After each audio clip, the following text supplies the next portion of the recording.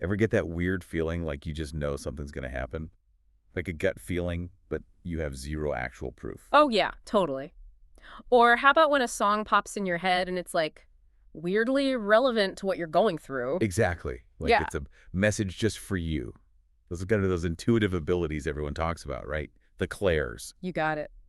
And that's exactly what we're diving into today. Awesome. Specifically, we're going to unpack two of these clairs we found in all the research you sent over. Hmm. Clairaudience, basically clear hearing, and then there's claircognizance, that clear knowing. Right, right. So the goal today is to figure out what those even are, how we might be experiencing them already, and if they're like these special gifts or something anyone can develop. Exactly. Anyone can develop them. And we've got a ton of interesting stuff to go through. Articles about psychic senses, people's personal stories, even practical tips on how to boost your own intuition. It's going to be fun. Sounds good to me. Let's jump right in. First up, clairaudience. Clear hearing. What's that all about? Well, from what I've gathered, it's basically getting information beyond what we normally hear. Okay. It might be a subtle voice inside your head, like those mental tones, maybe even sounds around you that just seem to appear out of nowhere. Some people even hear music, like without a source. Whoa, that's trippy. Right. And dictionary.com, one of the sources you sent actually, defines it as hearing sounds, quote, beyond the reach of ordinary experience or capacity. So like not through your actual ears. Yeah, it's more of a mental thing. Interesting. One of the articles mentioned something called the psychic echo phenomenon. What is that? Oh, that's cool. The idea is that your thoughts are kind of like energy signals bouncing around, and sometimes they bounce back to you as a psychic response, often through clairaudience. So like you think something and the universe answers back. In a way, yeah. And for people who are really good at this, it just feels natural, like second nature. And again, it's not like actual hearing, more like perceiving something mentally. So it's all happening in your mind. This is blowing my mind a little bit. Yeah. But what about the average person? Can anyone be clairaudient? The research actually suggests that most people have the potential for strong clairaudience. Really?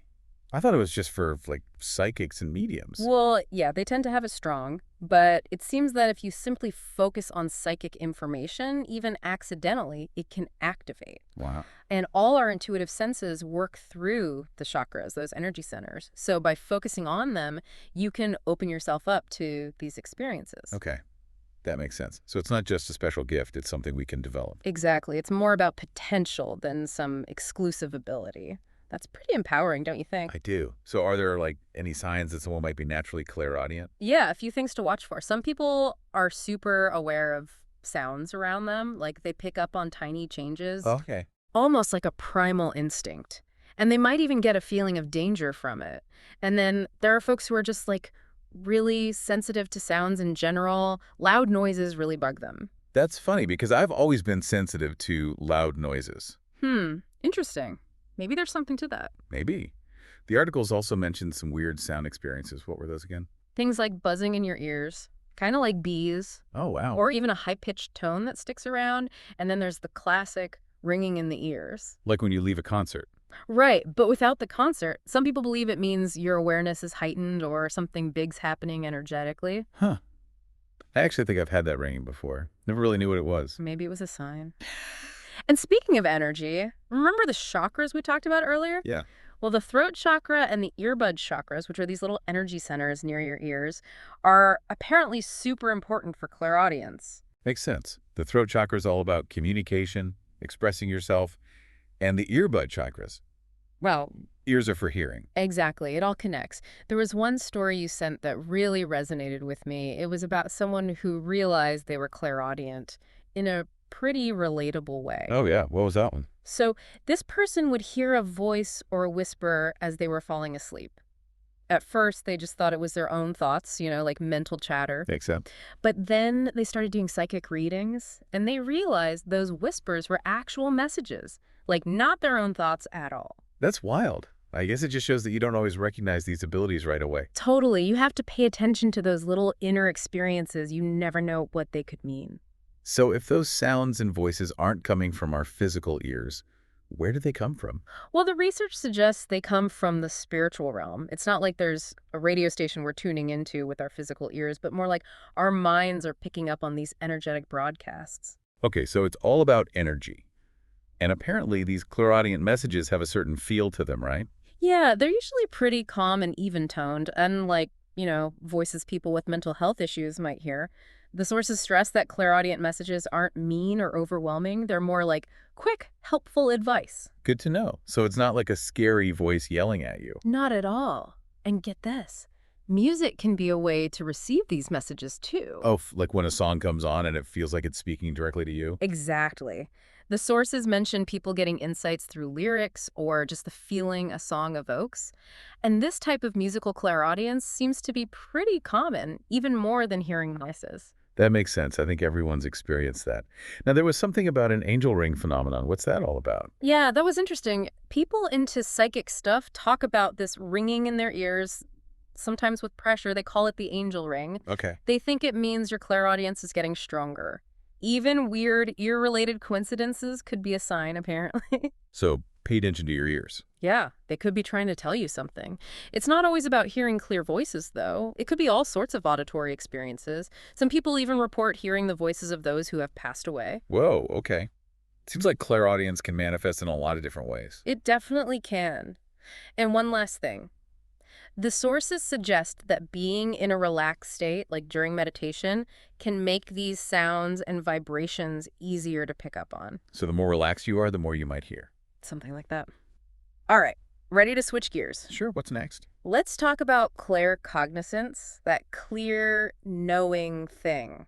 Basically, it means just knowing something without any logical reason. Oh, like when you just have a feeling something is true. Exactly. It's like a download of information straight to your brain. It might feel like a nagging thought or a really strong gut feeling that you can't ignore. Have you ever had that? Oh, yeah, definitely. Yeah. It's that I just know feeling. But isn't that just intuition? Well, claircognizance is a bit different. It's more sudden and clear. It's not a feeling or a hunch. It's just knowing. Sometimes it gets mixed up with clairempathy, which is about feeling other people's emotions, or clairsentience, which is about physical sensations. Right. But with claircognizance, you just know. You don't have to process or analyze anything. It's just there. One of the examples in the research really highlighted that sudden knowing. What was that one? Oh, right. The person just randomly thought about getting a jury summons completely out of the blue. Like they weren't even thinking about anything related to it. Nope, nothing. And then boom, 2 days later, they got a jury summons in the mail. It was like their mind just knew. Wow. That's pretty crazy. So how is claircognizance useful in everyday life? Can it help with, like, jobs or decision-making? It can actually be helpful in tons of professions. Like first responders, they could use it to make quick decisions in emergencies. And medical professionals, imagine having a sudden knowing about a diagnosis. That would be incredible. Right, and think about business, real estate, investing. It could help people make smart choices. So basically, if you trust your gut, you might make better decisions. Exactly. The sources emphasize that we often brush off those knowings as just luck or coincidence, but maybe it's something more. Yeah. And the more you trust it, the stronger it gets. So the key is to pay attention to those gut feelings. Exactly. One source actually admitted that it was hard to even explain what claircognizance feels like. They called it an intuition that just appears in your mind. I get that. It's like a light bulb moment, but with no logical explanation. Totally. There was also another story about someone who suddenly knew that a person would die young, in their 50s. It just popped into their head. That's heavy. Yeah, it was. And they chose not to share it because they didn't want to upset anyone. It shows that you have to be responsible with these insights. Definitely. You can't just go around predicting people's deaths. Right. It's about using your intuition wisely. The sources also mention that sometimes claircognizance feels like common sense, and other times it makes no sense at all. Like when you think of someone, and then they call you right at that moment. Yeah, exactly. It's that weird mix of the obvious and the totally inexplicable. But overall, it seems that claircognizance gives you a bigger picture understanding of things. Like a higher level of knowledge. Yeah, it builds trust in your own intuition. It's a direct download of information, no analysis needed. So if someone wants to develop their claircognizance, what can they do? One simple trick the sources mention is to try asking your intuition for answers. Like actually talking to your intuition. Well, more like silently asking. When you're stuck on a problem, try taking a moment to ask your intuition for guidance through claircognizance. You might be surprised what comes up. That's cool. I'm definitely going to try that. Now let's talk about developing intuitive abilities in general. It seems like everyone has the potential, right? Absolutely. The research is clear on that. We all have these abilities. It's just a matter of developing them, like building a muscle. Makes sense. So where do you start? A good place to begin is introspection, really looking inward. Journaling can help too. It clears out all the mental clutter and lets those intuitive signals come through. So getting to know yourself better is key. Totally.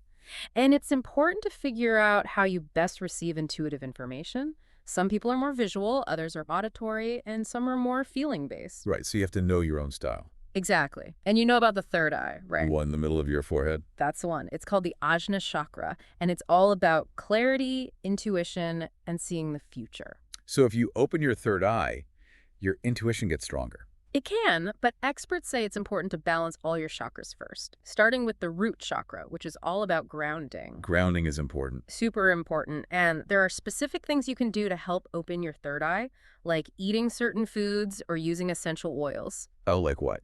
Foods like chlorella, spirulina, apple cider vinegar, cilantro, raw cacao, Wow, that's a lot. and essential oils like lavender, sandalwood, frankincense, and a few others. Some people also meditate with crystals on their foreheads, things like amethyst and lapis lazuli. Interesting. It's like a whole body approach to intuition. It is. But it's important to be patient. It takes time and effort to develop these abilities. There's no quick fix, huh? Nope. You have to be dedicated and trust the process. It's helpful to start small, making little decisions based on your intuition. It's all about building that trust. Small steps. And sometimes the clairs work together, right? You might get a little bit of everything. Absolutely. Sometimes it's like a puzzle with pieces coming from different senses. You might get a visual image, a sudden knowing, and a physical feeling all at once. Like a multisensory intuition experience. Exactly. And meditation can really help with all of this. Meditation seems to be the key to everything. It really does help. It quiets the mind and creates space for those intuitive messages to come through.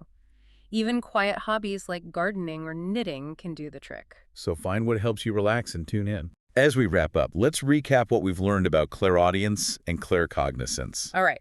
So, clairaudience is that clear hearing in your mind, beyond your physical ears. It could be voices, sounds, even music.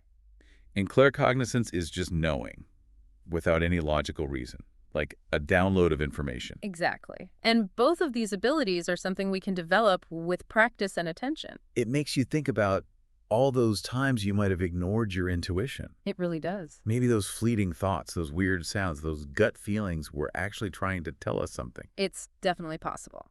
So here's a final thought for everyone listening. As you go about your day, pay attention to those things. The random thoughts, the subtle sounds, the gut feelings. Don't ignore them. Exactly. They might be your intuition trying to guide you.